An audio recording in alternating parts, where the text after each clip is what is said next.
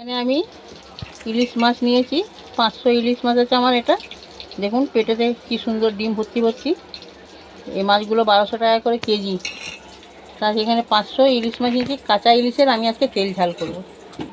এখানে আমি একটা কড়া চাপিয়েছি, এখানে আমি সর্ষের তেল দিয়েছি। রান্নাটা আমি সম্পূর্ণ সর্ষের তেল দিয়ে করব। তাই এখানে আমি প্রথমে কালো জিরে ফোড়ন দিয়ে দিলাম। কালো জিরেটাকে একটু ভাজা ভাজা করে নিই, এর থেকে একটা ভালো গন্ধ বার হবে। তারপরে আমি মশলাগুলো দেব। এখানে আমি পেঁয়াজ বাটা দিয়ে দিলাম, 1/2 চামচ হলুদ গুঁড়ো, 1/2 চামচ লঙ্কার গুঁড়ো, 1/2 চামচ জিরের গুঁড়ো। এটা দিয়ে একটা পেস্ট তৈরি করে রেখেছি। এই মশলাটা হয়তো দিয়ে দিলাম,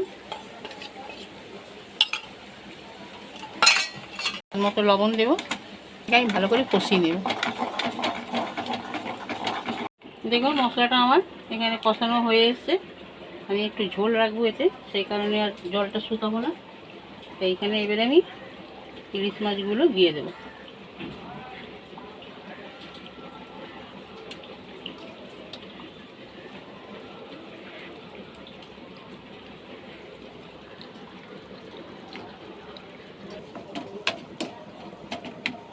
দেখুন মাছগুলো আমার সব দেওয়া হয়ে গেছে।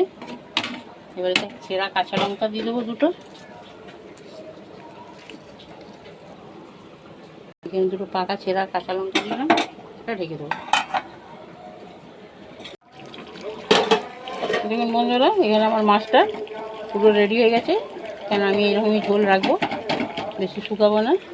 এইবারে আমি রেসিপিটা আমার পুরো রেডি। ইলিশ মাছের কাঁচা ইলিশের তেল ঝাল।